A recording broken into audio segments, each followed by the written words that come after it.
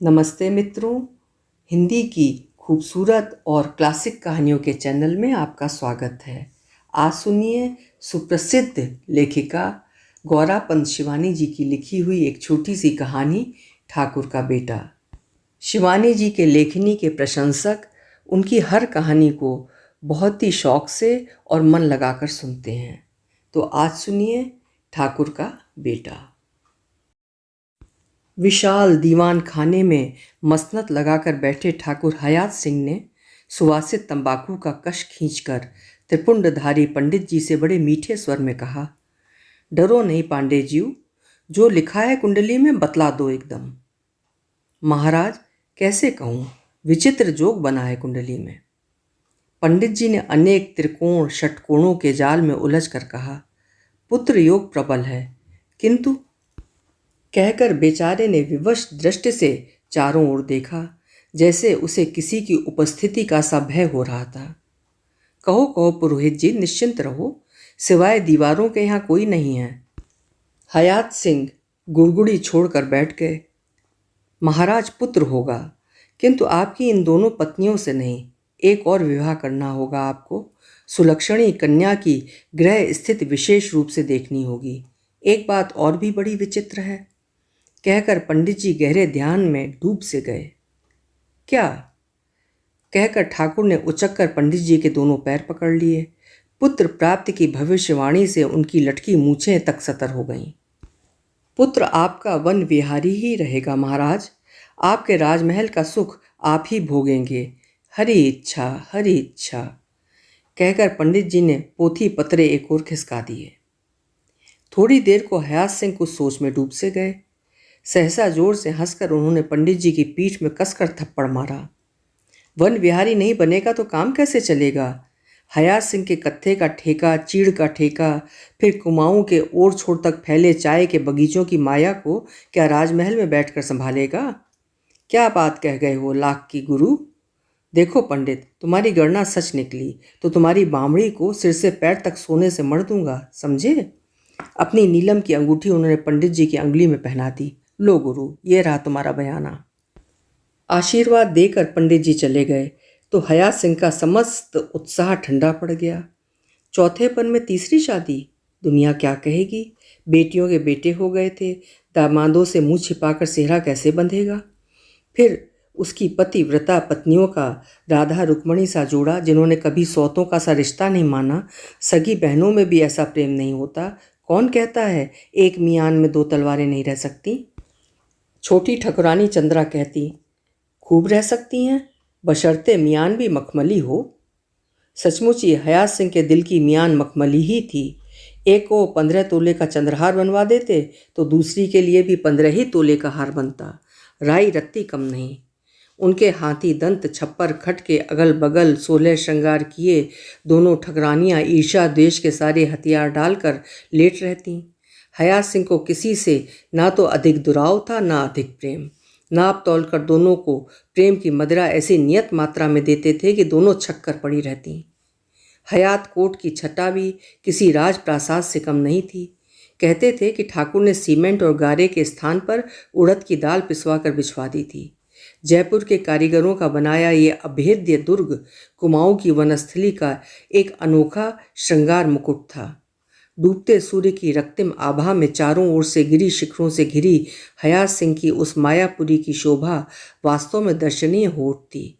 एक से एक आधुनिक कलाकृतियों के अतिरिक्त उनके प्रवेश द्वार पर एक वीनस की मूर्ति बना हाथी दांत का फव्वारा था, जिसके कस्तूरी मिश्रित सुवासित जल का ही खर्चा 400 रुपये माह था।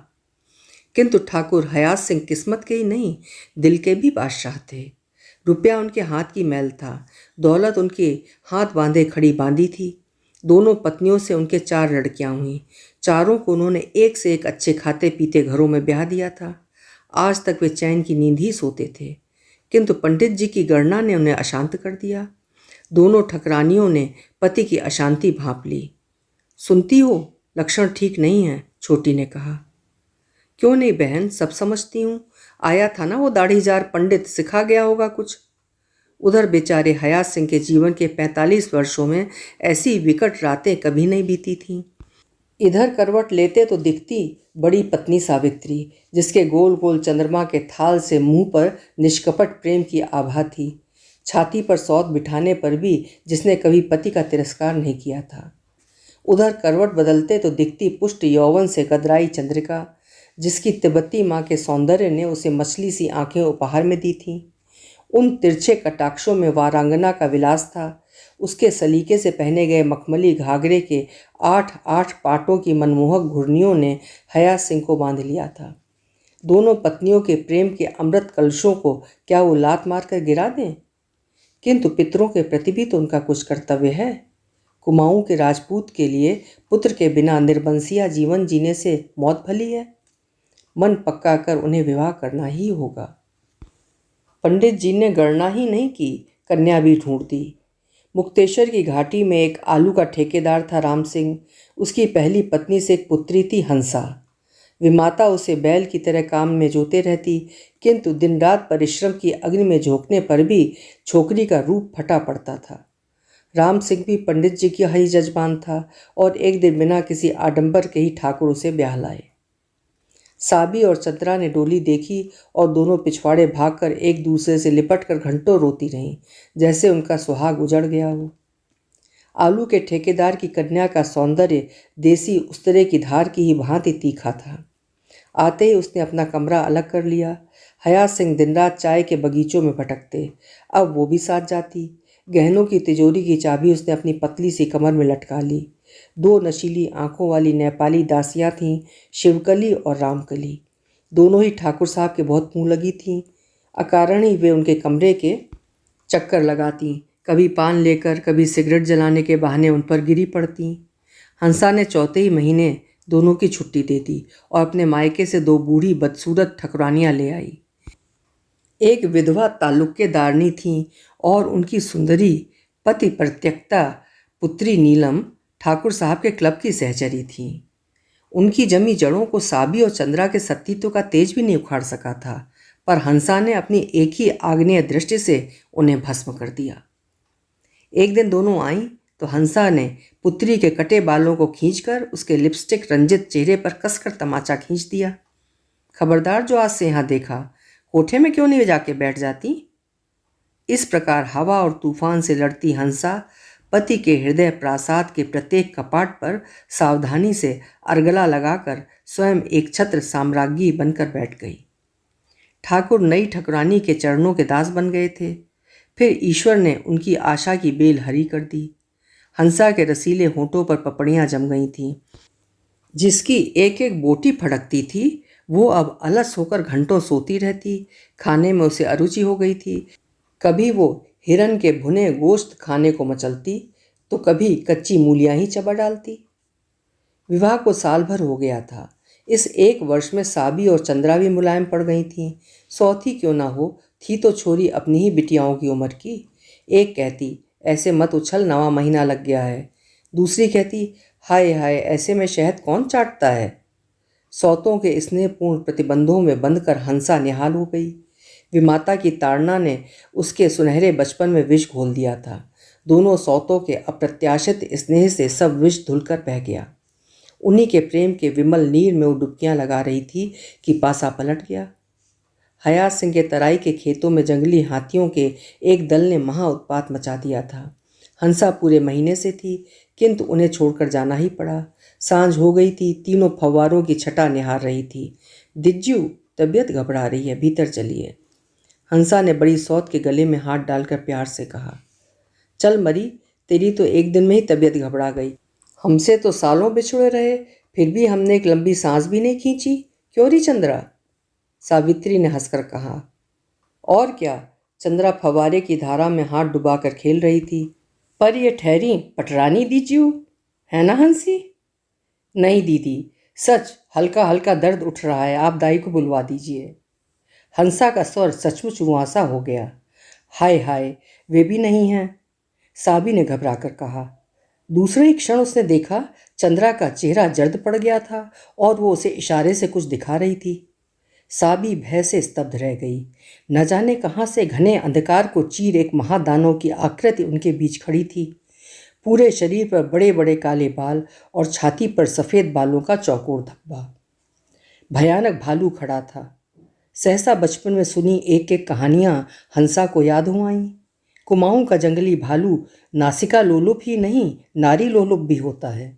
अपनी अंगारे सी आंख को घुमा घुमा कर उसने तीनों के रूप यौवन को परखा और फिर चीखती हंसा को बाहों में भरकर कद्दावर डंगे भरता अंधकार में खो गया।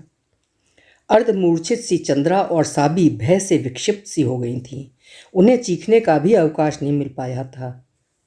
हयात कोट के सुरक्षित दुर्ग में, जहां प्रवेश द्वार पर सदैव एक गुरखा चौकीदार दुनाली लिए खड़ा रहता था, न जाने वो भालू किस दीवार को फांद कर आ गया था। रात ही को हयात सिंह अपनी जीप भगा कर आ गए। कुमाऊं के इतिहास में ऐसी अनहोनी घटना कभी नहीं घटी थी। ठाकुर हयात सिंह ने कुमाऊं के जंगल छनवा दिए, किंतु गहन वनों की अभेद्य दुर्गमता को चीरना आसान नहीं था। हंसा कहीं नहीं मिली। कुछ माह पहले ये घटना घटी होती तो उसकी दोनों सौतें शायद घी के दिए जलाती, किंतु आज उसी सुंदरी सौत का बिछो उन्हें असह्य हो उठा। धीरे धीरे 10 वर्ष एक व्यर्थ प्रतीक्षा में बीत गए। हयात सिंह ने सब शौक त्याग दिए। क्लब की माया छूट गई। कभी इक्के दुक्के एक आध पैग चढ़ा लेते। पहले बोटी के बिना गस्सा नहीं तोड़ते थे, अब उसी चौके में प्याज भी नहीं कटता। 10 वर्षों में भी वे अपनी सुंदरी पत्नी की स्मृति को भुला नहीं पाए थे। एक दिन वे बहुत दिनों से जंग लगी अपनी दुनाली को साफ कर रहे थे। रात बहुत हो गई थी। उनकी दोनों पत्नियां जब सो गईं तो वे चुपचाप बंदूक लेकर गोल कमरे में आ गए थे। द्वार खटका। उन्होंने खोला तो देखा गुमान सिंह खड़ा था। गुमान सिंह हयात सिंह से वयस में बहुत छोटा होने पर भी उनका अंतरंग मित्र था। ठाकुर हयात सिंह के विवाह होने से पूर्व हंसा से उसके विवाह का प्रसंग भी चला था और उस प्रस्तावित रिश्ते को लेकर कभी कभी दोनों मित्रों में रसिक छींटाकशी भी चलती थी। किंतु हयात सिंह से हंसा का विवाह हो जाने पर भी दोनों की मैत्री सुदृढ़ थी। हयात की दोनों पत्नियों को वो भौजी कहकर पुकारता, पर हंसा से कहता हंसी। कुछ भी कहो हयात, आलू के ढेर में पड़े इस हीरे को पहले मैंने ही देखा था, पर झपट्टा मारकर तुम ले गए।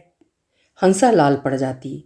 उसके गांव में वो शिकार खेलने अक्सर आता था और कभी उस छैल छबीले जवान ने उसकी भूख प्यास ही हर ली थी। रिश्ते में वो उसकी विमाता का चचेरा भाई था। वो प्रायः शिकार खेलने आता और उन्हीं के घर टिकता। हंसा कभी उससे खाली कारतूस मांगती तो वो हंसकर कहता, मामा क्यों नहीं कहती मुझे, मामा कहेगी तब दूंगा। क्यों कहूँ, तुम मामा होते तो कहती भी। वो शैतानी से मुस्कुरा कर कहती। तो क्या हूँ री मैं तेरा, कहकर उसने एक दिन उसकी चोटी इतनी जोर से खींच दी कि वो खिंचती स्वयं उसकी छाती पर ही आ गिरी थी। मैं तुझे अपनी मंगेजे अर्थात सगाई के लिए मांग लूँगा हंसा, विद्या कसम इसी इतवार को आऊँगा। वो कह गया था, पर इतवार के पहले आता था शनि और शनिचर के दिन ही पांडेजियों उसे ठाकुर हयात सिंह के लिए मांग ले गए।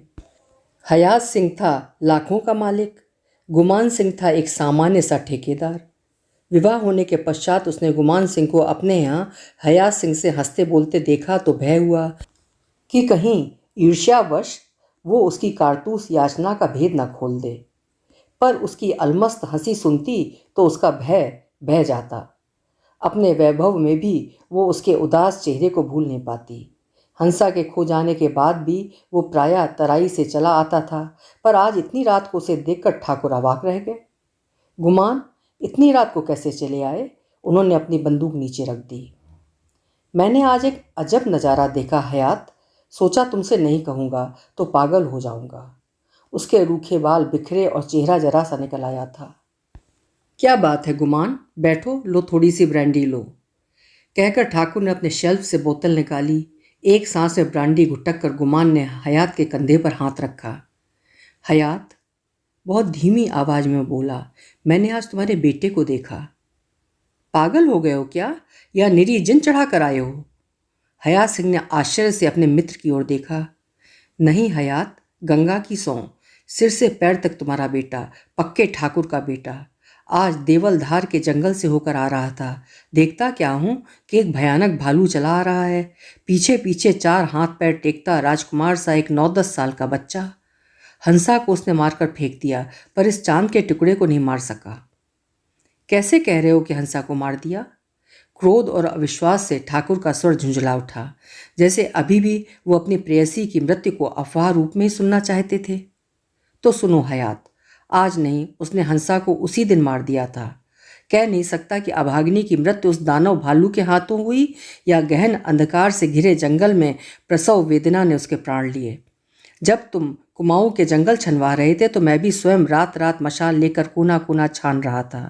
तीसरे ही दिन देवलधार के जंगल में खून से लथपथ उसकी लाश मुझे मिली थी। जंगल की लकड़ियां जुटाकर मैंने उस चंदन सी काया का दाह किया। तुमसे नहीं कहा हयात, इसलिए कि तुमसे पहले मैंने ही उसे प्यार किया था। जिसकी जीवित काया को पाने के लिए मैं तरसता रहा, उसकी निष्प्राण देह पर भी मेरा उतना ही मोह था। उसे छाती से लगाकर मैं रात भर बैठा रहा। प्रातः होने से पूर्व ही एक तीव्र दुर्गंध से मैं तटस्थ हुआ। सूरज उगने से पहले ही मैंने उसकी चिता रचा दी। जिस अग्नि में मैं झुलसता आया था, उसी में तुम्हें भी झुलसाने को मेरा न जाने कैसे बचपना था। सुनो हयात, मन का पाप कह देने पर पाप नहीं रहता।